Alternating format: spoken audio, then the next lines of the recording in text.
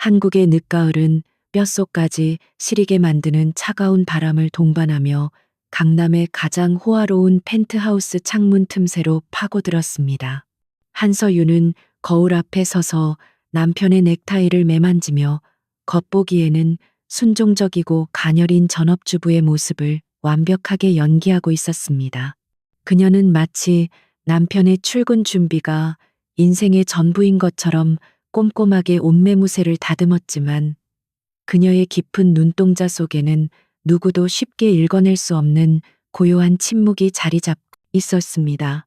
강민재는 아내의 손길이 답답하다는 듯 거칠게 넥타이를 낚아채며 거만하고 짜증 섞인 표정으로 거울을 응시했습니다. 그는 서윤의 행동이 굼뜨고 세련되지 못하다고 투덜거렸고 그녀가 자신의 사회적 지위에 걸맞지 않은 존재라고 노골적으로 무시하는 말을 내뱉었습니다. 하지만 그는 방금 자신의 승진 서류에 최종 결제 서명을 한 사람이 바로 눈앞에서 넥타이를 매주던 아내라는 사실을 꿈에도 알지 못했습니다. 넓은 거실의 공기는 민재가 배신과 외도의 흔적을 감추기 위해 과하게 뿌린 값비싼 향수 냄새로 인해 숨이 막힐 정도로 답답해졌습니다. 서윤은 탁자 위에서 끊임없이 진동하며 화면이 켜지는 남편의 휴대전화를 곁눈질로 확인했지만 표정에는 아무런 동요도 일어나지 않았습니다. 그녀는 이미 누가 연락을 해오는지 정확히 알고 있었음에도 불구하고 질투나 분노 대신 차가운 이성으로 상황을 관망하고 있었습니다. 민재는 휴대전화를 집어들고 내연녀가 보낸 달콤한 메시지를 확인하며 입가에 비릿한 미소를 지어 보였습니다. 그는 서윤을 경멸 어린 시선으로 바라보며 오늘 밤 열리는 그룹 창립 기념 파티에는 절대 오지 말라고 으름장을 놓았습니다. 그는 부엌일밖에 모르는 서윤이 화려한 상류층의 파티에 나타나면 자신의 체면이 구겨질 것이라며 그녀의 자존심을 짓밟는 말을 서슴지 않고 내뱉었습니다. 서윤은 오랜 시간 동안 남편의 독단적인 그늘 아래서 살아온 습관처럼 고개를 숙였지만 그녀의 내면에서는 거대한 폭풍이 소용돌이치고 있었습니다. 그녀는 남편의 뜻대로 집을 지키며 방해하지 않겠다고 나지막이 대답했고 민재는 그런 아내의 태도에 만족하며 자신의 통제력이 완벽하다고 착각했습니다. 서윤의 순종은 철저하게 계산된 연기였지만 오만한 민재는 그 뒤에 숨겨진 날카로운 칼날을 전혀 감지하지 못했습니다. 현관 초인종 소리가 울리며 미린의 그룹의 임원 전용 차량이 도착했음을 알리자 민재는 서둘러 명품 가방을 챙겨들었습니다. 그는 아내에게 따뜻한 작별 인사 한마디 건네지 않고 뒤도 돌아보지 않은 채 밖으로 나가버렸습니다.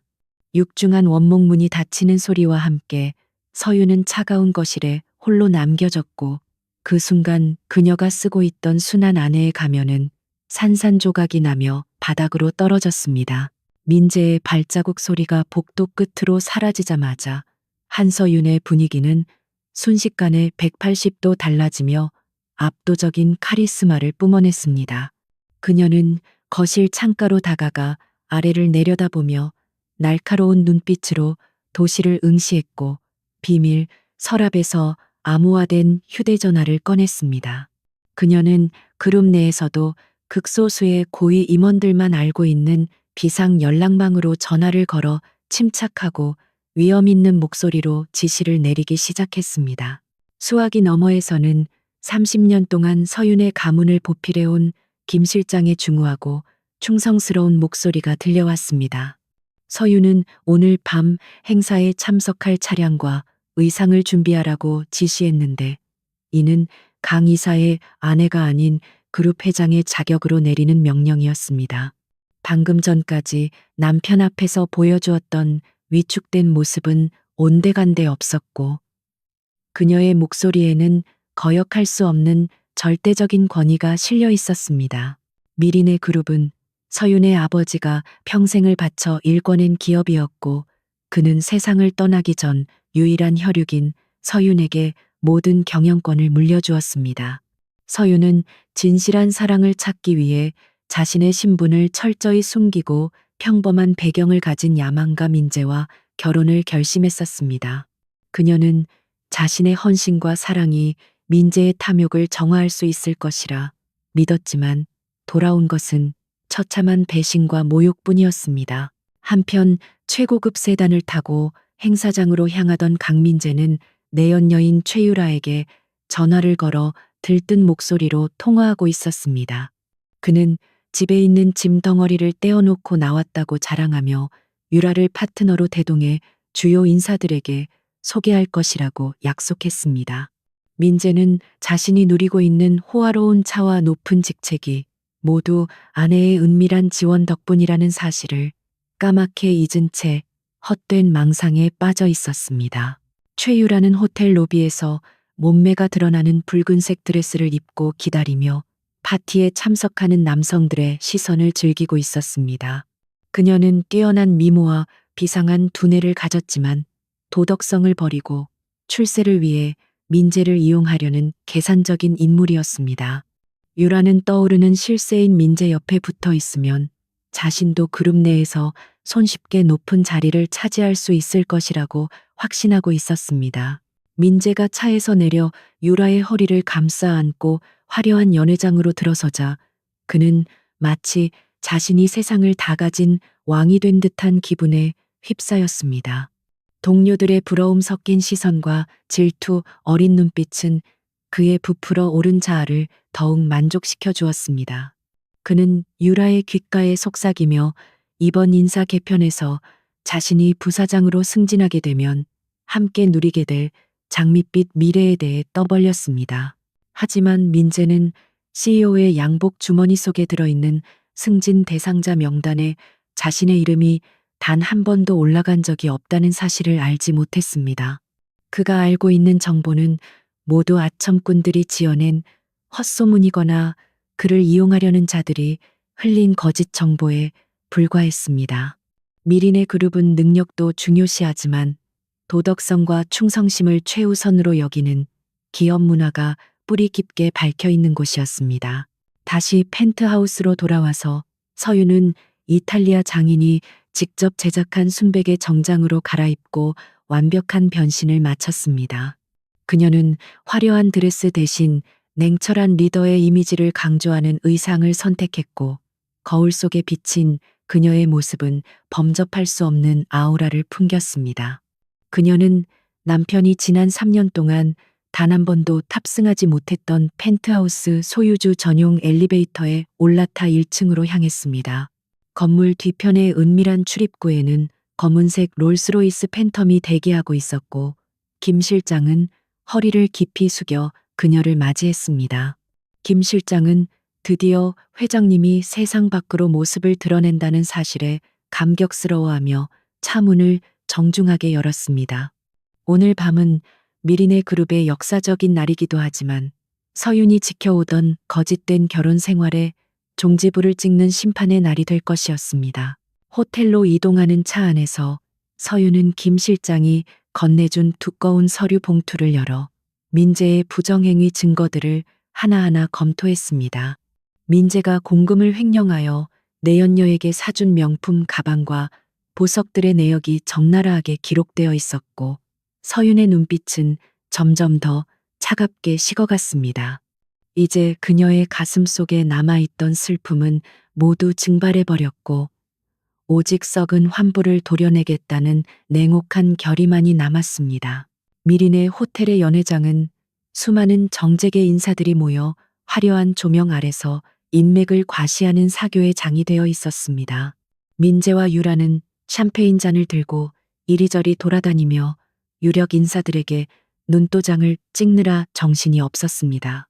가식적인 웃음소리와 아부 섞인 대화들이 오가는 그곳은 모두가 완벽한 가면을 쓰고 서로를 탐색하는 욕망의 전쟁터와 다를 바 없었습니다.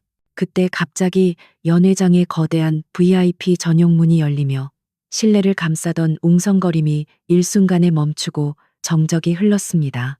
차가우면서도 위험 있는 공기가 흘러나오자 사람들은 본능적으로 길을 터주며 양옆으로 물러서기 시작했습니다. 평소 깐깐하기로 소문난 전문 경영인 박 사장이 한 발 뒤로 물러나 누군가를 정중하게 에스코트하며 들어오는 모습은 모두에게 큰 충격을 안겨주었습니다. 자신의 마케팅 전략을 자랑스럽게 떠벌리던 민재는 갑자기 조용해진 분위기에 당황하며 문 쪽으로 고개를 돌렸습니다. 그는 당당한 발걸음으로 들어오는 의문의 여성을 보며 묘한 기시감을 느꼈지만 애써 그 느낌을 부정하려 했습니다. 촌스럽고 답답한 자신의 아내가 저런 압도적인 기품을 가지고 수많은 사람들을 거느리며 등장할 리가 없다고 스스로에게 최면을 걸었습니다. 유라는 민재의 팔을 꽉 붙잡으며 본능적으로 다가오는 여성에게서 강렬한 위협과 불안감을 감지했습니다. 그녀는 그룹의 고위 임원들이 낯선 여성에게 깍듯이 고개를 숙이는 장면을 목격하고 등골이 서늘해지는 공포를 느꼈습니다. 민재 역시 혼란스러운 눈빛으로 상황을 파악하려 했었지만 도대체 무슨 일이 벌어지고 있는지 전혀 이해할 수 없었습니다. 서유는 붉은 카펫 위를 걸으며 또각거리는 구두 소리로 좌중을 압도했고 그녀의 시선은 오직 단상을 향해 고정되어 있었습니다. 그녀는 주변의 시선 따위는 아랑곳하지 않고 지난 3년 동안 공석으로 비어있던 회장석을 향해 거침없이 나아갔습니다. 오늘 밤 베일에 쌓여있던 미스터리한 회장의 정체가 세상에 드러나는 순간이자 그녀의 복수가 시작되는 순간이었습니다. 민재는 자신의 옆을 스쳐 지나가는 여성에게서 매일 아침 베개맡에서 맡았던 은은한 흰 동백꽃 향기를 맡았습니다. 그는 그 익숙한 향기에 쏘스라치게 놀라며 숨이 턱 막히는 듯한 충격에 휩싸였고 다리가 굳어버려 꼼짝도 할 수 없었습니다. 머릿속에서는 설마 아닐 거야라는 부정의 외침과 그녀가 맞다는 직감이 격렬하게 충돌하며 혼란을 가중시켰습니다. 민재가 정신을 차리기도 전에 서유는 단상 위에 올라가 눈부신 조명을 받으며 천천히 선글라스를 벗었습니다. 그녀의 날카로운 눈동자는 연회장 전체를 훑어보다가 정확히 민재와 유라가 서 있는 곳에서 멈췄습니다. 그녀의 입가에 서늘한 미소가 번지는 순간 민재는 자신의 인생을 송두리째 뒤흔들 거대한 파도가 눈앞에 닥쳐왔음을 직감했습니다.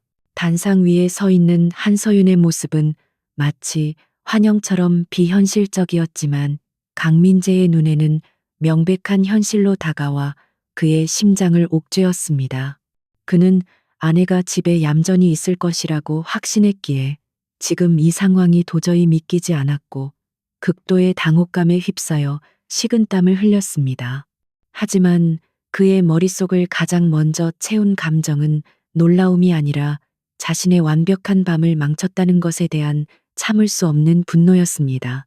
최유라 역시 예상치 못한 불청객의 등장에 당황한 기색이 역력했지만 곧바로 표정을 관리하며 상황을 주시하기 시작했습니다. 그녀는 민재의 팔을 은근슬쩍 놓으며 한 발 물러섰지만 눈빛만은 날카롭게 빛내며 서윤의 차림새를 머리부터 발끝까지 훑어보았습니다. 그녀는 서윤이 입고 있는 옷이 명품이라는 것을 알아차렸지만 그것을 빌려 입은 것이라고 단정 짓고 마음속으로 비웃음을 흘렸습니다. 연회장 내부는 숨소리조차 들리지 않을 만큼 고요했지만 민재의 귀에는 사람들의 수군거림이 환청처럼 들려오기 시작했습니다. 그는 모든 사람들이 자신의 무능한 아내가 파티를 망치러 왔다고 생각하며 자신을 조롱하고 있다고 착각했습니다. 자존심이 하늘을 찌르던 민재에게 있어 아내의 등장은 자신의 얼굴에 먹칠을 하는 행위이자 용서할 수 없는 반란과도 같았습니다. 이성을 잃은 민재는 주변의 시선이나 분위기를 파악할 겨를도 없이 본능적으로 단상을 향해 성큼성큼 걸어나갔습니다. 그는 박 사장을 비롯한 고위 임원들이 서윤의 뒤에서 공손하게 대기하고 있다는 사실조차 눈에 들어오지 않을 정도로 흥분해 있었습니다. 그의 머릿속에는 오직 당장 저 여자를 끌어내려 집으로 돌려보내야 한다는 강박적인 생각만이 가득 차 있었습니다. 서윤은 자신을 향해 씩씩거리며 다가오는 남편의 모습을 무대 위에서 내려다보며 차가운 눈빛으로 응시했습니다. 그녀는 보안 요원들이 민재를 제지하려 움직이는 것을 손짓 하나로 가볍게 저지하며 그가 자신에게 올 때까지 기다렸습니다. 그녀는 민재가 과연 어디까지 바닥을 보일 수 있는지, 그리고 그 오만함이 얼마나 스스로를 파멸로 이끄는지 똑똑히 지켜보고 싶었습니다. 단상 바로 아래까지 다가온 민재는 거칠게 숨을 몰아쉬며 서윤을 향해 손가락질을 해대기 시작했습니다. 그는 체면을 중시하는 사람답지 않게 목소리를 높여 여기가 어디라고 감히 나타났느냐고 소리쳤습니다. 그의 고함 소리는 마이크를 통해 증폭되지 않았음에도 불구하고 고요한 연회장에 쩌렁쩌렁하게 울려 퍼지며 모든 이들의 이목을 집중시켰습니다. 당신 지금 제정신이야. 여기가 어디라고 촌스럽게 차려입고 와서 내 얼굴에 먹칠을 하는 거야. 민재의 목소리에는 경멸과 짜증이 가득 섞여 있었고 그는 주변 사람들을 의식하며 더욱 과장되게 화를 냈습니다. 그는 자신이 아내를 엄격하게 단속하고 있다는 것을 보여줌으로써 무너진 자존심을 회복하려는 어리석은 시도를 하고 있었습니다. 최유라 또한 이 기회를 놓치지 않고 민재의 뒤를 따라와 서윤을 향해 안타깝다는 듯한 표정을 지어 보였습니다. 그녀는 민재의 팔을 감싸 안으며 마치 자신이 이 상황을 중재하는 현명한 파트너인 척 연기를 시작했습니다. 유라는 서윤에게 다가가 조용한 목소리로 말했지만 그 내용은 서윤을 철저히 무시하고 깎아내리는 독설이나 다름없었습니다.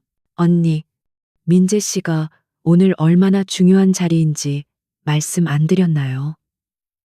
이런 곳은 언니가 올 곳이 아니에요. 유라의 말에는 뼈 있는 조롱이 담겨 있었고 그녀는 승리감에 도취된 눈빛을 보냈습니다. 그녀는 서윤이 남편의 사랑도 받지 못하고 사회적으로도 무능력한 존재라는 사실을 확인, 사살하며 우월감을 느끼고 싶어 했습니다. 연회장에 모인 수많은 하객들은 이 기막힌 상황을 지켜보며 당혹감과 호기심이 뒤섞인 표정으로 서로를 쳐다보았습니다. 그들 중 일부는 이미 서윤의 정체를 짐작하고 있었기에 민재의 무례한 행동에 경악을 금치 못하며 입을 다물지 못했습니다. 하지만 민재는 사람들의 경악이 서윤의 등장을 비난하는 것이라고 착각하며 더욱 기세등등하게 아내를 몰아붙였습니다. 민재는 서윤이 아무런 대꾸도 하지 않고 자신을 내려다보기만 하자 화가 머리끝까지 치솟아 올랐습니다. 그는 단상 계단을 밟고 올라가 서윤의 손목을 거칠게 낚아채며 당장 끌어내리려 했습니다. 그 순간 서윤의 뒤에 서 있던 김 실장과 경호원들이 살기 등등한 눈빛으로 앞으로 나서려 했지만 서윤은 다시 한번 그들을 제지했습니다. 서윤은 자신의 손목을 잡은 민재의 손을 매몰차게 뿌리치며 그 어느 때보다 싸늘하고 위압적인 목소리로 입을 열었습니다. 이게 지금 뭐 하는 짓입니까? 강민재 부장. 그녀의 목소리는 낮았지만 묵직한 힘이 실려 있어 민재를 순간적으로 움찔하게 만들었습니다. 그녀가 남편을 직함으로 부른 것은 이번이 처음이었고 그 호칭에는 명확한 공과 사의 구분이 담겨 있었습니다. 하지만 민재는 그 경고의 의미를 파악하지 못한 채 오히려 코웃음을 치며 더욱 비열하게 비아냥거렸습니다. 부장집에서 밥이나 하던 사람이 갑자기 와서 무슨 상사 흉내라도 내고 싶은 거야. 그는 서윤의 변화된 태도를 단순히 질투심에서 비롯된 반항이라고 치부해버렸습니다. 그는 자신의 지위가 아내보다 월등히 높다는 착각 속에서 허우적대며 스스로 무덤을 파고 있었습니다. 서윤은 한심하다는 눈빛으로 민재와 유라를 번갈아 바라보며 마이크를 잡지 않은 채 육성으로 또렷하게 물었습니다. 내연녀를 대동하고 공식 석상에 나타난 것도 모자라 본처를 문전박대하겠다는 겁니까? 그녀의 직설적인 질문은 연회장의 공기를 얼어붙게 만들었고 사람들은 숨을 죽인 채 민재의 반응을 기다렸습니다. 민재는 서윤이 내연녀라는 단어를 입 밖으로 꺼내자 얼굴이 불그락푸르락해지며 더욱 길길이 날뛰었습니다. 그는 유라를 자신의 유능한 비서이자 파트너라고 변명하며 서윤을 의부증 환자로 몰아세우려 했습니다. 당신 같은 무식한 여자가 비즈니스 파트너와 불륜 사이를 어떻게 구분하겠어. 당장 집으로 꺼져. 유라는 짐짓 상처받은 척하며 민재의 등 뒤로 숨었고 눈물까지 글썽이는 연기를 펼쳐 보였습니다.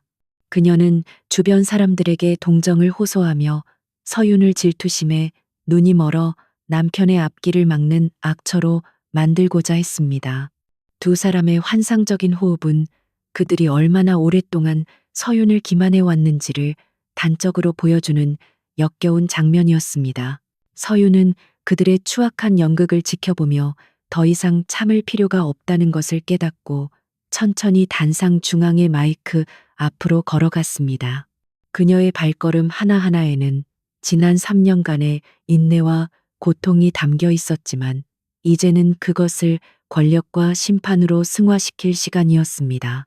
그녀는 마이크를 잡고 연회장 전체를 향해 고개를 들었고 조명은 그녀를 더욱 눈부시게 비추었습니다.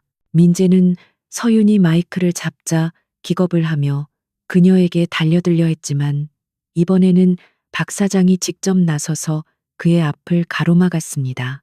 그만하시죠. 강민재 부장. 더 이상 추태를 부리면 보안 요원을 부르겠습니다. 박 사장의 엄중한 경고에 민재는 멈칫했지만 여전히 상황 파악을 하지 못한 채 눈을 부라렸습니다. 사장님, 제 아내가 미쳐서 이러는 겁니다. 제가 해결하겠습니다. 박 사장은 민재를 한심하게 바라보며 차가운 어조로 대꾸했습니다. 자네 아내, 지금 저 위에 서 계신 분이 누구인지 아직도 모르겠나. 그의 말에 민재는 멍한 표정을 지으며 다시 서윤을 바라보았지만 여전히 이해할 수 없다는 표정이었습니다. 그의 뇌는 아내와 회장이라는 두 단어를 연결시키는 것을 거부하고 있었습니다. 서윤은 소란스러워진 장내를 정리하기 위해 마이크를 톡톡 두드렸고 스피커에서 울리는 소리에 모두가 주목했습니다. 그녀는 민재를 향해 마지막 자비를 베푸는 듯한 눈빛을 보냈지만 그것은 사실 사형 선고를 앞둔 판사의 눈빛과도 같았습니다. 강민재 씨, 당신은 오늘 이 자리에서 해고당하기 위해 제 발로 걸어 들어온 겁니다.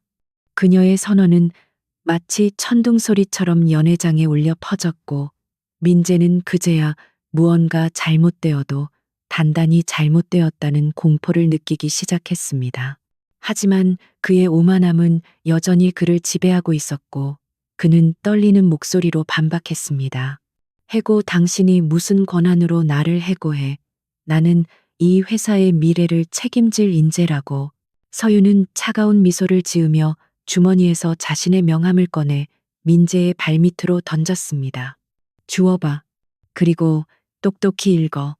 네가 그토록 만나고 싶어 했던 미린의 그룹의 회장이 누구인지.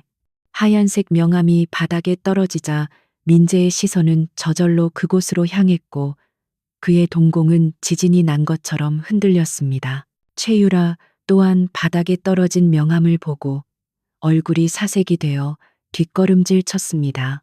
명함에는 금박으로 새겨진 미린의 그룹 회장 한서윤이라는 글자가 선명하게 빛나고 있었습니다. 두 사람은 그제야 자신들이 건드려서는 안 될 영린을 건드렸다는 사실을 깨닫고 온몸이 마비되는 듯한 충격에 휩싸였습니다. 하지만 서윤의 심판은 이제 막 시작되었을 뿐이었습니다. 그녀는 아직 할 말이 많이 남아 있었고 그 모든 말들은 민재와 유라의 인생을 송두리째 무너뜨릴 파괴력을 지니고 있었습니다. 강민재는 떨리는 손으로 바닥에 떨어진 명함을 천천히 집어들었고 그의 심장은 마치 터질 듯이 격렬하게 요동치고 있었습니다. 그의 눈동자는 명함에 새겨진 금박 글씨를 읽어내려 갔지만 뇌는 그 정보를 받아들이기를 거부하며 현실을 부정하려 애썼습니다. 하지만 명함에는 분명히 미린의 그룹 회장 한서윤이라는 직함이 선명하게 인쇄되어 있었고 그 무게감은 납덩이처럼 무겁게 느껴졌습니다.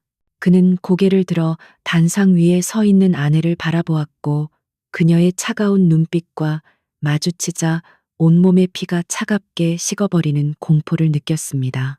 집에서 늘 헐렁한 옷을 입고 묵묵히 집안일만 하던 그 여자가 지금 이 순간 대한민국 굴지의 대기업 정점에 서 있다는 사실이 믿기지 않았습니다. 민재의 머릿속에서는 과거 자신이 아내에게 했던 모욕적인 언사들이 주마등처럼 스쳐 지나가며 그를 괴롭혔습니다. 옆에 서 있던 최유라 역시 민재의 손에 들린 명함을 훔쳐보고는 다리에 힘이 풀려 그 자리에 주저앉을 뻔했습니다. 그녀는 자신이 그토록 무시하고 비웃었던 여자가 사실은 자신의 생사 여탈권을 쥐고 있는 절대 권력자라는 사실에 경악을 금치 못했습니다. 유라의 얼굴은 하얗게 질려버렸고 그녀는 본능적으로 민재에게서 한 걸음 물러나며 자신은 관계없는 사람인 척 연기하려 했습니다. 그 순간 연회장의 분위기를 완전히 반전시키는 결정적인 장면이 연출되었는데 그것은 바로 박 사장을 포함한 모든 고위 임원들의 행동이었습니다. 그들은 약속이라도 한 듯 일제히 단상을 향해 몸을 돌리더니 허리를 90도로 깊이 숙이며 서윤에게 정중한 인사를 올렸습니다. 그들의 절도 있는 동작은 서윤의 지위를 의심할 여지 없이 증명해주는 가장 확실하고 충격적인 퍼포먼스였습니다. 박 사장은 엄숙하고 또렷한 목소리로 회장님, 늦게 도착하신 것을 환영합니다. 모든 준비가 완료되었습니다. 라고 말하며 침묵을 깼습니다. 그의 말 한마디는 강민재가 품고 있던 마지막 희망의 끈을 가차없이 끊어버리는 사형 선고와도 같았습니다. 연회장에 모인 수많은 하객들은 그 광경을 목격하고는 믿을 수 없다는 듯 탄성을 내지르며 웅성거리기 시작했습니다. 서윤은 임원들의 인사를 가벼운 고개 끄덕임으로 받으며 마이크 앞으로 한 걸음 더 다가섰고 그녀의 모습은 그 어느 때보다 위엄이 넘쳤습니다. 그녀는 떨고 있는 민재를 향해 묘한 미소를 지으며 입을 열었는데 그 목소리는 스피커를 타고 홀 전체에 부드럽지만 강렬하게 울려 퍼졌습니다. 여러분, 오늘 이 자리는 미린의 그룹의 새로운 도약을 알리는 자리이자 진실을 마주하는 시간입니다. 그녀는 잠시 말을 멈추고 청중을 둘러보았는데 그녀의 카리스마에 압도된 사람들은 숨소리조차 내지 못하고 그녀의 다음 말에 귀를 기울였습니다. 서윤은 자신의 신분을 숨기고 살아왔던 지난 3년의 시간을 언급하며 그것이 기업의 본질과 사람의 진심을 파악하기 위한 과정이었다고 설명했습니다. 그녀의 고백은 듣는 이들에게 큰 충격을 주었고 동시에 그녀의 대담한 결단력에 경외감을 느끼게 했습니다. 서윤의 시선은 다시 강민재에게 고정되었고 그녀는 그를 향해 직접적으로 말을 건네며 공개적인 심판을 시작했습니다. 강민재 부장, 당신은 항상 저에게 집구석에서 밥이나 하느라 세상 물정을 모른다고 타박했었죠. 그녀의 말에 민재는 얼굴이 붉게 달아올라 쥐구멍이라도 찾고 싶은 심정이 되어 고개를 들 수 없었습니다. 하지만 당신이 모르는 사실이 하나 있습니다. 당신이 자랑스러워하던 그 모든 프로젝트의 최종 승인 결제는 바로 그 부엌 식탁 위에서 이루어졌습니다. 서윤의 폭로는 민재에게 굴욕감을 넘어선 절망감을 안겨주었고 그는 자신이 얼마나 어리석은 광대였는지를 뼈저리게 깨달았습니다. 그는 자신이 아내를 조종하고 있다고 생각했지만 사실은 아내의 손바닥 위에서 놀아나고 있었던 것이었습니다. 청중들 사이에서는 조소와 비난의 속삭임이 터져나오기 시작했고 민재를 바라보는 눈빛들은 경멸로 가득 차 있었습니다. 그는 자신이 쌓아 올린 명성과 자존심이 순식간에 무너져 내리는 소리를 들으며 어쩔 줄 몰라 허둥거렸습니다. 민재는 무언가 변명을 하려고 입을 달싹거렸지만 목구멍이 막혀 아무런 소리도 낼 수 없는 비참한 상태였습니다. 최유라는 사람들의 따가운 시선을 견디지 못하고 슬금슬금 뒷걸음질 치며 인파 속으로 숨으려 했지만 서윤의 눈을 피할 수는 없었습니다. 서윤은 도망치려는 쥐를 낚아채는 고양이처럼 날카로운 목소리로 그녀를 불러세웠습니다. 최유라 비서, 어디를 그렇게 급하게 가십니까? 아직 당신이 들어야 할 이야기가 남아 있습니다. 서윤의 호명에 스포트라이트 조명이 유라를 비추었고 그녀는 도간에 든 쥐꼬리 되어 자리에서 얼어붙고 말았습니다. 화려한 붉은 드레스는 이제 그녀를 돋보이게 하는 무기가 아니라 그녀의 천박함을 강조하는 낙인처럼 느껴졌습니다. 서윤은 유라를 향해 내 남편의 업무 파트너를 자처했으니 그에 합당한 책임도 함께 져야 하지 않겠습니까? 라고 차갑게 물었습니다. 민재는 그제야 정신을 차리고 비굴한 표정을 지으며 단상 쪽으로 다가가 애원하듯 손을 뻗었습니다. 여보, 아니 회장님, 제발 오해를 풀어주세요. 이건 다 설명할 수 있습니다. 그는 필사적으로 상황을 수습하려 했지만 이미 엎질러진 물을 주워 담을 수는 없었습니다. 그의 목소리는 떨리고 있었고 눈에는 공포와 비겁함이 가득 차 있어 보는 이들의 눈살을 찌푸리게 했습니다. 서윤은 민재의 애원을 단칼에 자르며 공적인 자리에서 사적인 호칭은 삼가주십시오.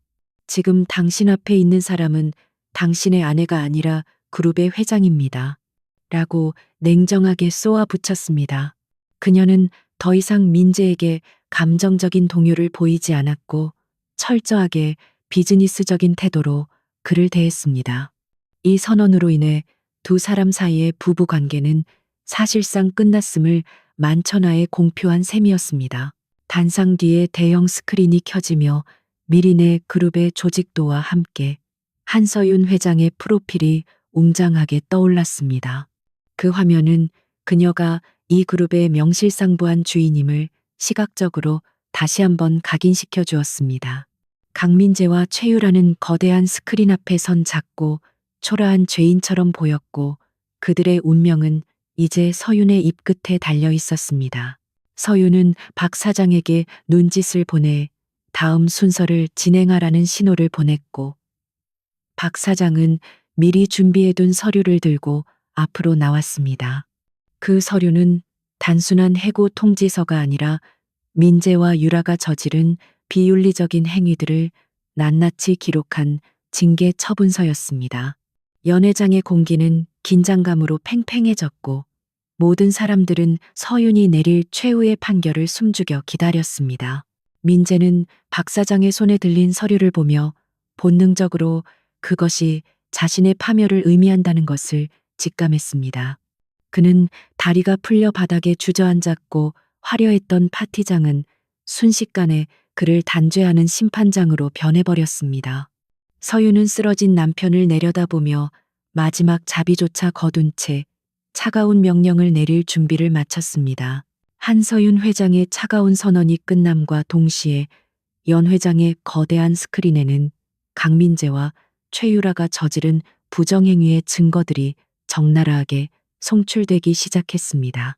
엑셀 파일로 정리된 법인 카드 사용 내역에는 고급 호텔 스위트룸 결제, 내역과 명품 가방 구매 영수증이 날짜별로 상세하게 기록되어 있었습니다.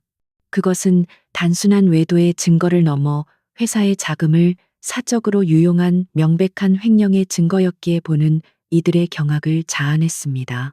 스크린을 가득 채운 증거 자료들은 민재가 업무 미팅이라고 보고했던 날짜들이 사실은 내연녀와의 밀회 시간이었음을 증명하고 있었습니다.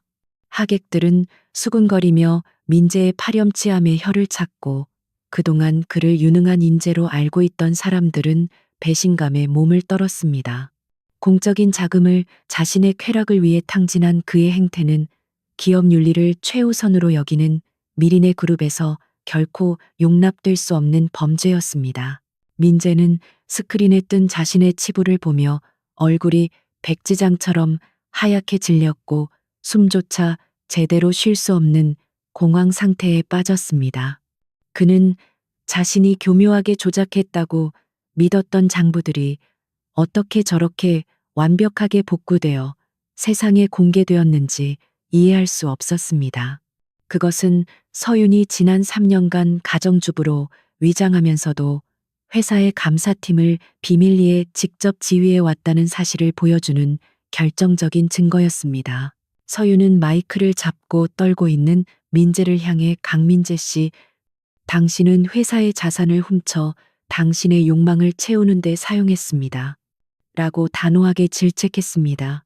그녀의 목소리에는 분노보다는 한심한 인간을 바라보는 연민과 경멸이 섞여 있었고, 그것이 민재를 더욱 비참하게 만들었습니다. 그녀는 더 이상 그를 남편으로 대우하지 않았고, 오직 처단해야 할 부패한 직원으로만 취급했습니다. 최유라 또한 자신의 이름으로 결제된 수많은 내역들이 공개되자 비명을 지르며 얼굴을 가렸지만 이미 늦은 뒤였습니다. 그녀가 민재를 이용해 회사에서 누렸던 특혜와 불법적인 이득들이 만천하에 드러나면서 그녀의 커리어는 그 자리에서 사형 선고를 받았습니다. 그녀는 주변 사람들의 멸시 어린 시선을 견디지 못하고 바닥에 주저앉아 흐느끼기 시작했지만 아무도 그녀를 동정하지 않았습니다. 서윤은 박 사장에게 눈짓을 했고, 박 사장은 미리 준비해둔 통지서를 민재와 유라 앞에 던지듯 내려놓았습니다. 강민재, 최유라 두 사람은 업무상 배임 및 횡령, 그리고 사교 위반으로 즉시 해고입니다. 박 사장의 건조하고 사무적인 목소리는 두 사람의 인생이 완전히 끝났음을 알리는 종소리와도 같았습니다. 민재는 해고라는 단어를 듣자마자 정신이 번쩍 든 듯 바닥을 기어서 서윤의 단상 아래까지 다가갔습니다. 그는 체면 따위는 모두 집어던지고 서윤의 구두 끝을 잡으려 하며 비굴하게 애원하기 시작했습니다. 여보, 아니, 회장님 제발 한 번만 용서해 주세요. 제가 잠시 미쳤었나 봅니다. 다신 안 그러겠습니다. 그의 처절한 몸부림은 연회장에 있는 모든 사람들에게 깊은 불쾌감을 주었고, 서윤은 더러운 것이라도 닿은 듯 발을 뒤로 뺐습니다. 그녀는 차가운 눈빛으로 민재를 내려다보며 당신은 나에게 용서를 빌 자격조차 없습니다. 당신이 짓밟은 것은 내 마음뿐만 아니라 회사의 명예이기도 합니다. 라고 일침을 가했습니다. 서윤의 단호한 태도는 그녀가 공과 사를 완벽하게 구분하는 냉철한 경영자임을 다시 한번 입증했습니다. 궁지에 몰린 민재는 갑자기 표정을 바꾸더니 옆에서 울고 있는 최유라를 손가락질하며 소리를 지르기 시작했습니다. 이게 다 저 여자 때문입니다. 저 여자가 나를 유혹해서 시키는 대로 했을 뿐이라고요. 나는 피해자입니다. 그는 자신의 죄를 덜기 위해 사랑한다고 속삭이던 내연녀를 가차없이 배신하고 모든 책임을 떠넘기는 추악한 본성을 드러냈습니다. 최유라는 민재의 배신에 충격을 받고 믿을 수 없다는 표정으로 그를 쳐다보더니 이내 악에 받친 목소리로 소리쳤습니다. 뭐라고요? 당신이 부사장 될 거라고 나한테 꼬리쳤잖아. 회사 돈 빼돌려서 나한테 선물 사준 건 당신이잖아. 두 사람은 서로를 헐뜯으며 진흙탕 싸움을 벌이기 시작했고, 그 모습은 한 편의 막장 드라마보다 더 추잡했습니다. 우아하고 격조 높았던 파티장은 순식간에 두 사람의 고성방가로 인해 아수라장이 되었지만 서윤은 그 광경을 무표정하게 지켜보았습니다. 그녀는 민재와 유라가 서로를 물어뜯으며 자멸해가는 과정을 통해 그들의 사랑이 얼마나 얄팍하고 거짓된 것이었는지를 확인했습니다. 하객들은 그들의 추태에 혀를 내두르며 눈살을 찌푸렸고 경멸 섞인 야유를 보내기도 했습니다. 서윤은 더 이상 이 추잡한 꼴을 볼 필요가 없다고 판단하고 보안팀장에게 손을 들어 신호를 보냈습니다. 이 사람들을 당장 밖으로 끌어내세요. 그리고 법무팀에 넘겨 형사 고발 절차를 진행하세요. 그녀의 명령은 짧고 간결했지만 그 안에 담긴 무게는 거역할 수 없는 절대적인 것이었습니다. 건장한 보안 요원들이 즉시 달려들어 민재와 유라의 양팔을 결박하고 강제로 일으켜 세웠습니다. 민재는 끌려가지 않으려고 발버둥 치며 놔 이거 놓으라고 내가 누군지 알아 나 회장 남편이야라고 고래고래 소리를 질렀습니다. 하지만 그의 외침은 공허한 메아리가 되어 흩어졌고 아무도 그의 말에 귀를 기울이지 않았습니다. 유라 역시 보안 요원들에게 끌려가면서 헝클어진 머리와 번진 화장으로 흉한 몰골을 한 채 비명을 질러댔습니다. 그녀는 서윤을 향해 두고 봐 내가 가만히 있지 않을 거야 라며 악담을 퍼부었지만 그것은 패배자의 비참한 단말마에 불과했습니다. 화려한 붉은 드레스는 바닥에 끌려 더럽혀졌고 그녀의 자존심 또한 바닥으로 추락했습니다. 두 사람이 질질 끌려 나가는 모습은 연회장의 대형 문이 닫힐 때까지 모든 하객들에게 생생하게 중계되었습니다. 문이 닫히고 그들의 비명소리가 차단되자 연회장에는 다시금 무거운 침묵이 내려앉았습니다. 그것은 폭풍이 지나간 뒤의 고요함과도 같았고 동시에 정의가 실현되었다는 안도감이 감도는 침묵이었습니다. 서윤은 흐트러진 옷매무새를 가다듬고 다시 마이크 앞에 서서 하객들을 향해 정중하게 고개를 숙였습니다.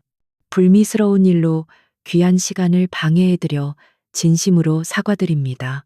그녀의 사과는 진정성이 느껴졌고 하객들은 그녀의 침착하고 품위 있는 대처에 감탄하며 고개를 끄덕였습니다. 그녀는 이어서 오늘의 사건은 미린의 그룹이 투명하고 공정한 기업으로 거듭나기 위한 진통이라고 생각해 주십시오. 라고 덧붙였습니다. 서윤은 개인적인 불행을 감추지 않고 오히려 그것을 기업 쇄신의 기회로 삼는 대담함을 보여주었습니다. 그녀의 연설은 위기를 기회로 바꾸는 진정한 리더십의 표본을 보여주는 순간이었습니다. 연회장 곳곳에서 하나둘씩 박수 소리가 터져나오기 시작하더니 이내 우레와 같은 함성과 박수갈채가 쏟아졌습니다. 그것은 서윤의 용기에 대한 찬사였고 부패를 척결한 그녀의 결단력에 보내는 지지였습니다. 서윤은 그 환호 속에서 비로소 자신이 있어야 할 자리를 찾았음을 느끼며 옅은 미소를 지었습니다. 박 사장은 다시 단상으로 올라와 서윤에게 깍듯이 예를 갖추며 다음 순서를 진행할 것을 요청했습니다. 회장님, 이제 공식적인 취임사를 부탁드립니다. 그의 말에 서윤은 결연한 표정으로 고개를 끄덕이며 원고를 펼쳤습니다. 이제 그녀는 누군가의 아내가 아닌 미린의 그룹을 이끌어갈 절대적인 지도자로서 세상 앞에 섰습니다. 한편 건물 밖으로 쫓겨난 민재와 유라는 차가운 아스팔트 바닥에 내동댕이 쳐진 채 망연자실해 있었습니다. 호텔의 화려한 불빛은 그들을 비추지 않았고 지나가는 행인들의 호기심 어린 시선만이 그들을 찌르고 있었습니다. 민재는 찢어진 양복을 움켜쥐고 닫힌 호텔 문을 바라보며 뒤늦은 후회의 눈물을 흘렸지만 이미 되돌릴 수 없는 강을 건넌 뒤였습니다. 차가운 바람이 부는 호텔 뒷골목에 버려진 강민재는 찢어진 양복깃을 여미며 몸을 떨었지만 그 추위는 마음속에 휘몰아치는 공포에 비하면 아무것도 아니었습니다. 그는 방금 전까지만 해도 화려한 조명 아래서 샴페인을 마시고 있었지만 이제는 쓰레기통 옆에 쭈그리고 앉아있는 처량한 신세가 되었습니다.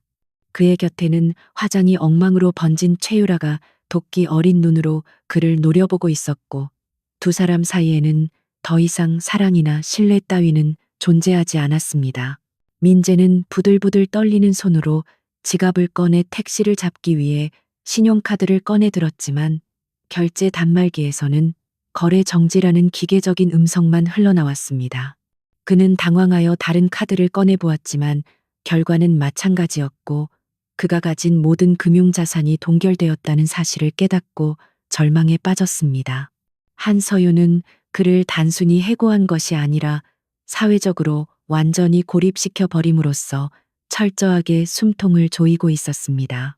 최유라는 민재가 빈털터리가 되었다는 것을 알아차리자마자 욕설을 내뱉으며 하이힐을 벗어들고 그를 향해 내던졌습니다. 너 때문에 내 인생 다 망쳤어. 책임져. 이 무능한 자식아. 그녀는 악을 쓰며 민재에게 달려들었지만 그녀 역시 갈 곳이 없기는 마찬가지였습니다. 두 사람은 서로의 머리채를 잡고 뒹굴며 바닥까지 떨어진 인간성을 적나라하게 드러냈고 그 모습은 지나가던 취객들조차 혀를 찰 만큼 추잡했습니다. 다음 날 아침 미린의 그룹 본사의 최상층 회장실은 그 어느 때보다 무거운 긴장감이 감돌고 있었습니다. 한서윤은 최고급 가죽 의자에 앉아 통유리 너머로 펼쳐진 서울의 전경을 내려다보며 지난밤의 소란을 뒤로하고 냉철한 경영자의 모습으로 돌아와 있었습니다. 그녀의 책상 위에는 감사팀이 밤새 조사한 마케팅 부서의 비리, 자료들이 산더미처럼 쌓여 있었고 그녀는 붉은 펜을 들고 서류들을 꼼꼼히 검토하기 시작했습니다.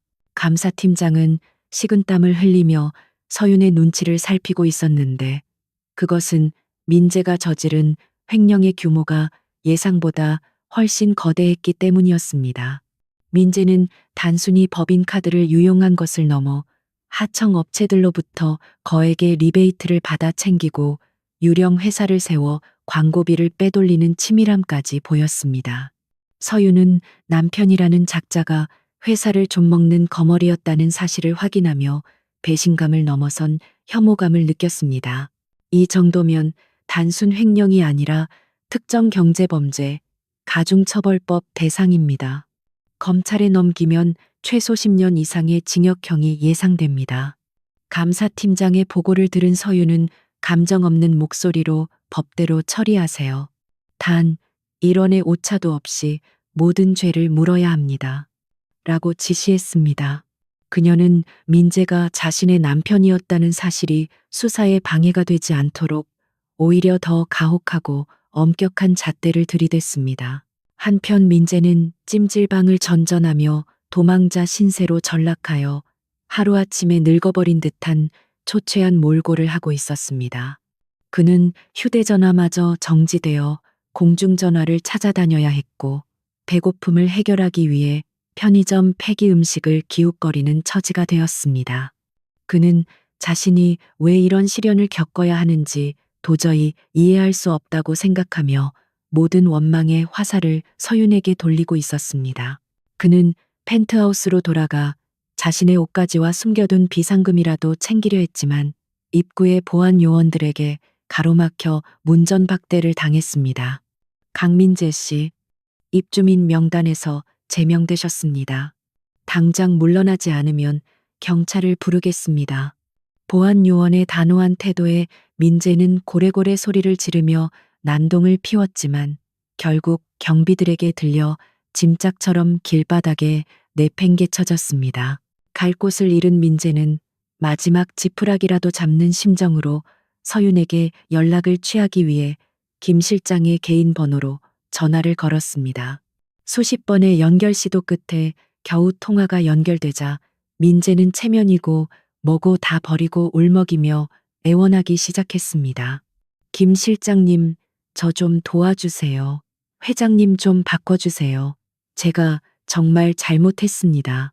스피커폰을 통해 흘러나오는 민재의 비굴한 목소리를 들으며 서윤은 서류에서 눈을 떼지 않은 채 차갑게 웃었습니다. 그녀는 김 실장에게 눈짓을 보내 전화를 넘겨받았고 서늘한 목소리로 강민재 씨, 지금 당신이 걱정해야 할 것은 내 용서가 아니라 검찰 조사일 겁니다. 라고 일갈했습니다.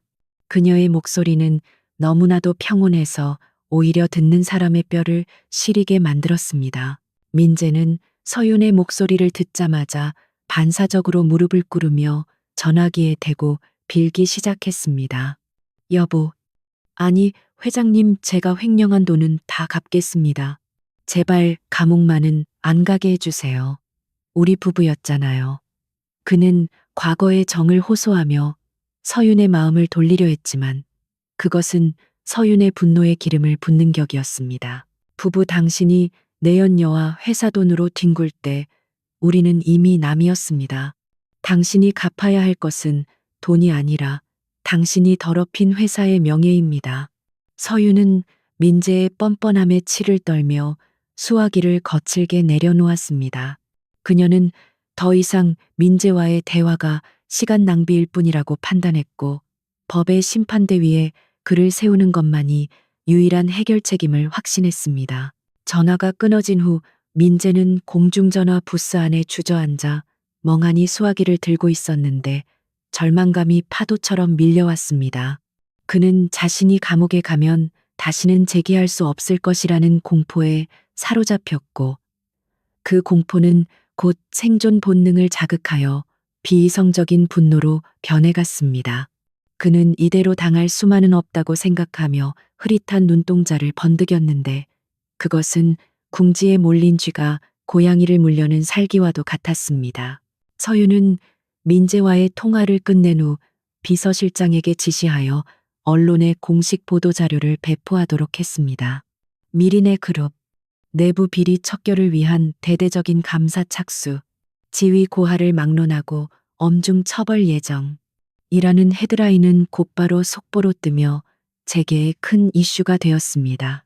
서윤은 남편의 비리를 감추는 대신 오히려 그것을 공개하여 기업 투명성을 강화하는 계기로 삼는 전공법을 택했습니다. 회장실의 문이 열리고 최유라가 눈물범벅이 된 얼굴로 들이닥치려 했지만 비서들에게 제지당하는 소란이 벌어졌습니다. 유라는 서윤을 향해 나만 죽을 순 없어 강민재가 시킨 일들에 대한 증거. 내가 다 가지고 있어 라고 소리쳤습니다. 서윤은 손을 들어 비서들을 물러나게 하고 유라를 안으로 들이라고 지시했는데 그녀의 눈빛은 먹잇감을 발견한 맹수처럼 빛나고 있었습니다.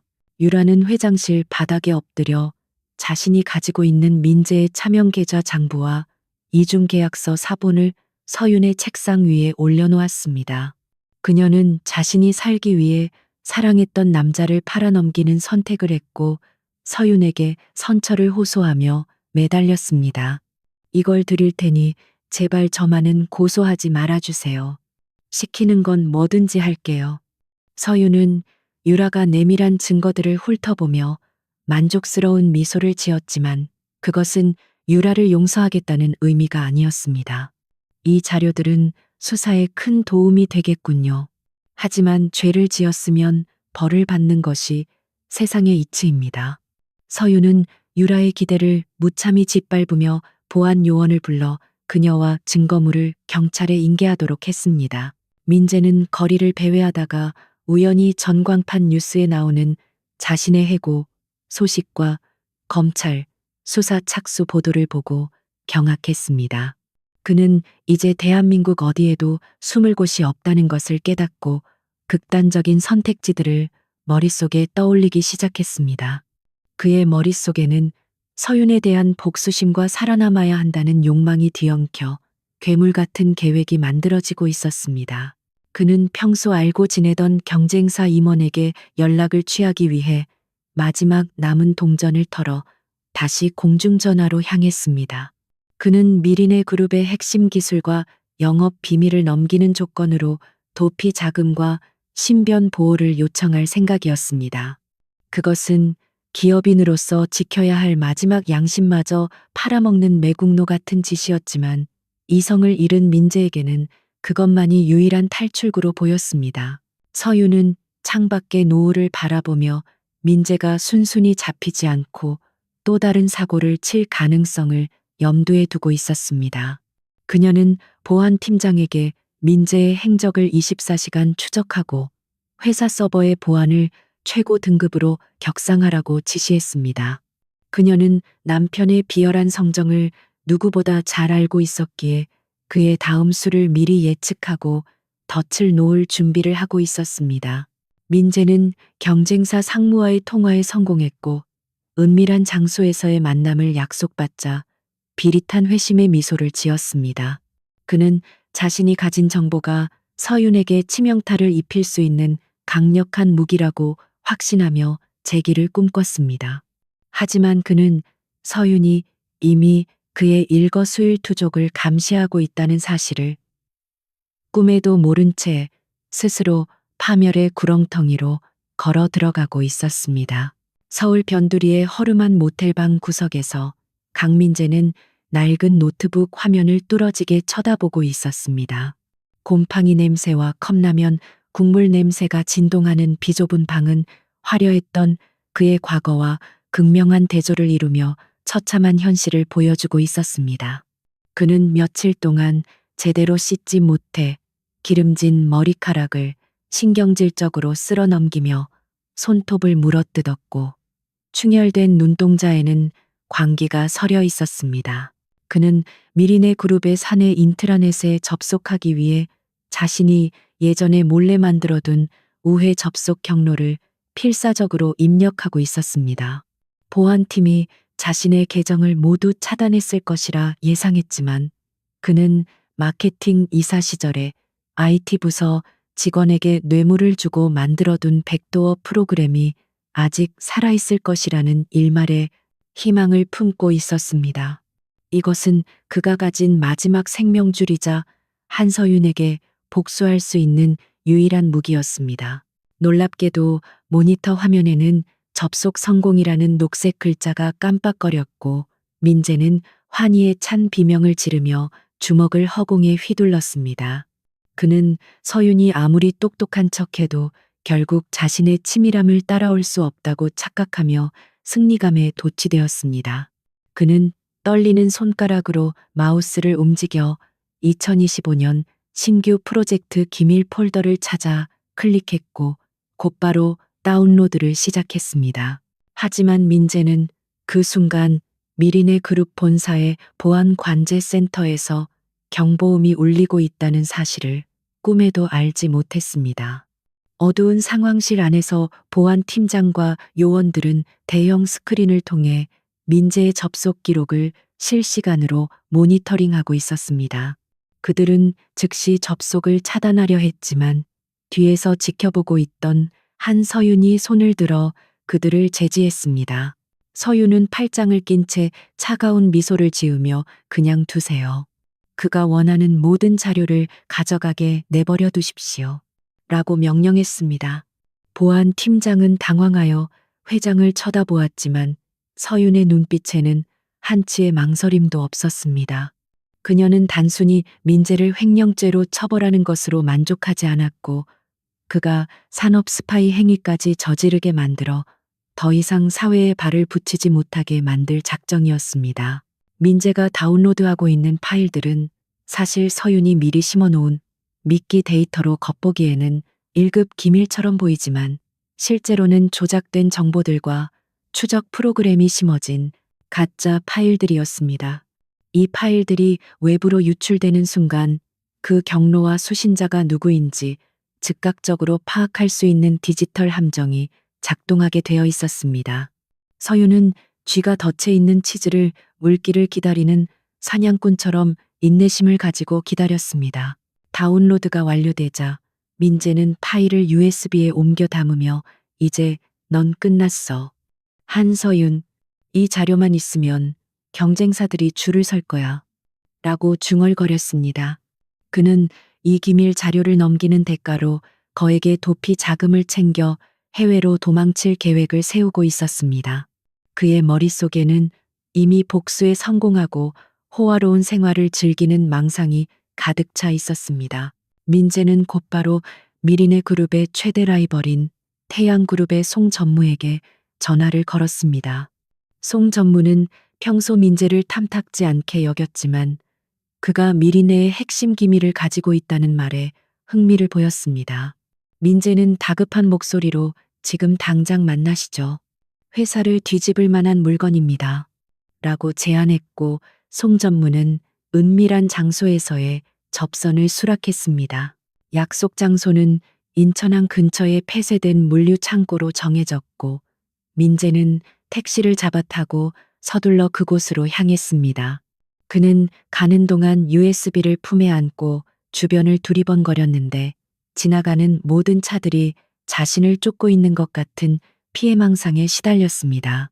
하지만 그 공포감보다 더 큰 것은 돈에 대한 탐욕이었기에 그는 멈추지 않고 파멸을 향해 달려갔습니다. 서윤은 민재가 태양그룹과 접촉했다는 보고를 받고 즉시 법무팀장과 경찰청 지능범죄수사대에 협조 요청을 보냈습니다. 그녀는 민재가 단순히 자료를 유출하는 것을 넘어 실제로 금전 거래를 시도하는 현장을 덮쳐야만 빼도 박도 못하는 증거가 된다는 것을 알고 있었습니다. 그녀는 직접 현장을 지휘하기 위해 검은색 벤에 올라탔고 그녀의 뒤로는 경찰 차량들이 조용히 뒤따랐습니다. 인천으로 향하는 차 안에서 서윤은 태양그룹 회장에게 직접 전화를 걸어 묵직한 경고를 날렸습니다. 회장님, 귀사의 임원이 장무라비 노릇을 하려는데 알고 계십니까? 만약 이 거래가 성사된다면 태양그룹 전체를 상대로 소송을 걸겠습니다. 서윤의 대담한 협박에 태양그룹 회장은 기겁을 하며 송전무의 독단적인 행동이라고 꼬리를 잘랐습니다. 이 통화로 인해 민재가 만나기로 한 송전무는 이미 태양그룹에서 버림받은 패가 되었지만 민재와 송전무 두 사람 모두 그 사실을 모르고 있었습니다. 서윤은 적의 내부를 교란시키고 외부의 적까지 동시에 제압하는 고도의 심리전을 펼치고 있었습니다. 그녀는 감정에 치우치지 않고 철저하게 이성적인 판단으로 판을 짜고 있었습니다. 물류 창고에 도착한 민재는 어둠 속에 주차된 고급 세단을 발견하고 안도의 한숨을 내쉬었습니다. 차에서 내린 송전무는 거만하고 탐욕스러운 눈빛으로 민재를 바라보며 손을 내밀었습니다. 물건은 가져왔나 확실한 거겠지. 가짜면 자네는 오늘 여기서 못 나가. 송전무의 협박에도 민재는 자신만만하게 USB를 흔들어 보였습니다. 걱정 마십시오. 미리네 그룹에 내년도 마케팅 예산과 신제품 설계도까지 전부 들어 있습니다. 민재는 송전무에게 USB를 건네주며 대가로 준비한 현금 가방을 요구했습니다. 송전무가 트렁크에서 칠 가방을 꺼내 열어보이자 그 안에는 5만 원권 지폐 다발이 가득 들어 있었고 민재의 눈은 탐욕으로 번들거렸습니다. 민재가 떨리는 손으로 돈 가방을 잡으려는 순간 창고 주변의 어둠 속에서 강력한 서치라이트 불빛이 쏟아지며 사이렌 소리가 울려 퍼졌습니다. 꼼짝마, 경찰이다. 지금 즉시 손머리 위로 올리고 엎드려 확성기에서 나오는 경고방송과 함께 무장 경찰들이 사방에서 튀어나와 두 사람을 포위했습니다. 민재는 너무 놀라 돈 가방을 떨어뜨렸고 송전무 역시 사색이 되어 뒷걸음질 쳤지만 이미 도망칠 곳은 없었습니다. 강력한 조명 때문에 눈을 제대로 뜰 수 없었던 민재는 손을 들어 빛을 가리며 상황을 파악하려 했었습니다. 그 빛의 뒤편에서 또각거리는 구두 소리가 들려왔고 익숙한 실루엣이 천천히 그에게 다가왔습니다. 경찰들의 호의를 받으며 걸어 나오는 한서윤의 모습은 마치 지옥에서 올라온 심판자처럼 냉혹하고 위압적이었습니다. 그녀는 바닥에 떨어진 USB를 주워들고 비릿한 미소를 지으며 민재를 내려다보았습니다. 강민재, 내가 말했지. 당신은 내 손바닥 아니라고. 그녀의 목소리는 창고 안을 울리며 민재의 뼈에 사무쳤습니다.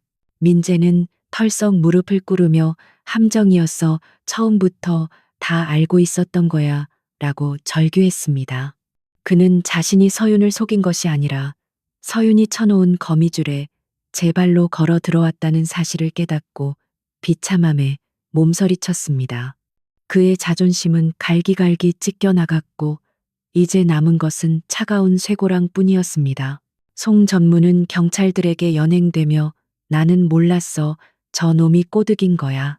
태양그룹 변호사 불러라고 소리쳤지만 아무도 그의 말을 들어주지 않았습니다. 서윤은 경찰 팀장에게 고개를 끄덕이며 산업기술 유출 방지법 위반 현행범입니다. 철저하게 조사해 주십시오. 라고 정중하게 부탁했습니다. 경찰이 민재의 손목에 수갑을 채우자 차가운 금속의 감촉이 현실을 자각하게 만들었습니다. 민재는 고개를 들어 서윤을 바라보았지만 그녀의 눈에는 더 이상 남편을 바라보는 애정도 심지어 증오도 남아있지 않았습니다. 오직 쓰레기를 처리하고 난 후에 개운함과 무심함만이 존재할 뿐이었습니다. 당신은 회사의 돈을 훔친 것도 모자라 회사의 미래까지 팔아먹으려 했습니다. 그 대가는 아주 혹독할 겁니다. 서윤은 마지막 선고를 내리듯 차갑게 말하고는 뒤를 돌아 차로 향했습니다.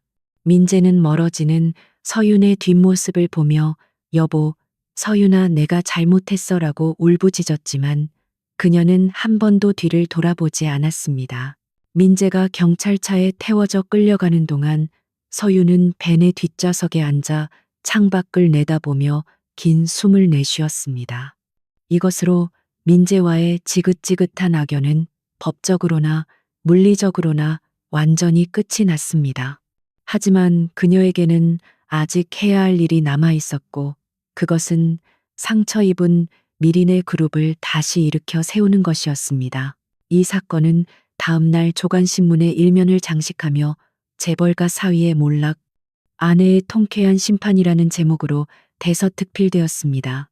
여론은 부정부패를 척결하고 기업의 정의를 지킨 한서윤 회장에게 열광적인 지지를 보냈습니다. 사람들은 그녀를 철의 여인이라 부르며 그녀의 리더십을 찬양했고 미린의 그룹의 주가는 연일 상한가를 기록했습니다. 서윤은 뉴스를 끄고 책상 위에 놓인 결제 서류에 집중하려 했지만 문득 텅 빈 사무실이 낯설게 느껴졌습니다. 그녀는 승리했지만 그 승리의 과정에서 느꼈던 씁쓸함은 어쩔 수 없는 인간적인 고뇌였습니다. 하지만 그녀는 곧 마음을 다잡고 펜을 들었습니다. 이제는 과거의 아픔에 머물러 있을 시간이 아니라 미래를 향해 나아가야 할 시간이었기 때문입니다. 구치소에 수감된 민재는 좁은 독방에 갇혀 멍하니 회색 벽을 바라보고 있었습니다. 그는 자신이 누렸던 모든 영광이 신기루처럼 사라졌음을 뼈저리게 실감하고 있었습니다. 차가운 마룻바닥에서 잠을 청하며 그는 꿈속에서라도 시간을 되돌리고 싶었지만 현실은 냉혹하기만 했습니다. 서울 구치소의 싸늘한 접견실 안에는 팽팽한 긴장감이 감돌고 있었고 수감번호 6042번을 단 강민재는 초조한 듯 손톱을 물어뜯으며 누군가를 기다리고 있었습니다. 며칠 사이 급격하게 수척해진 그의 얼굴에는 거뭇한 수염이 자라 있었고 명품 정장 대신 입은 칙칙한 수의는 그를 더욱 초라하게 만들었습니다. 그는 아직도 자신이 처한 현실을 받아들이지 못한 채 유능한 변호사가 자신을 구해줄 것이라는 헛된 희망을 품고 있었습니다. 철문이 열리는 소리와 함께 또각거리는 구두 소리가 들려오자 민재는 반사적으로 고개를 들어 투명한 아크릴벽 너머를 응시했습니다. 하지만 그곳에 나타난 사람은 그가 애타게 기다리던 변호사가 아니라 차가운 무표정으로 그를 내려다보는 한서윤 회장이었습니다. 완벽하게 세팅된 정장 차림의 서윤은 꾀죄죄한 몰골의 민재와 극명한 대조를 이루며 그를 압도했습니다. 민재는 서윤을 보자마자 인터폰 수화기를 낚아채듯 집어들고 여보, 서윤아 나 좀 꺼내줘. 여기 사람들 정말 미친 것 같아라며 울부짖었습니다. 그는 뻔뻔하게도 자신이 저지른 죄는 잊은 채 구치소 생활의 불편함을 호소하며 아내의 동정심을 자극하려 들었습니다. 그의 눈빛은 간절했지만 그 밑바닥에는 여전히 자신을 피해자로 여기는 비겁한 자기 합리화가 깔려 있었습니다. 서윤은 천천히 수화기를 귀에 가져다 대며 유리 너머의 남편을 혐오스러운 눈빛으로 바라보았는데 그 눈빛은 마치 벌레를 보는 듯 차가웠습니다. 강민재 씨, 아직도 상황 파악이 안 되시나 봅니다. 나는 당신을 구하러 온 게 아니라 당신이 무너지는 꼴을 마지막으로 확인하러 왔습니다. 그녀의 목소리는 낮고 침착했지만 그 안에 담긴 도끼는 민재의 뼈를 시리게 만들었습니다. 민재는 서윤의 냉정한 태도에 당황하며 어떻게 그렇게 말할 수 있어?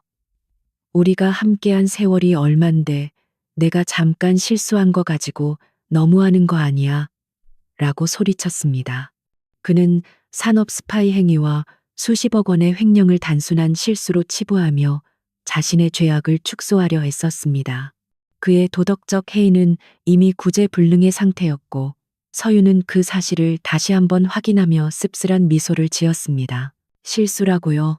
당신이 최유라와 내 침실에서 뒹굴 때도 회사 기밀을 경쟁사에 팔아넘길 때도 그건 실수가 아니라 당신의 선택이었습니다.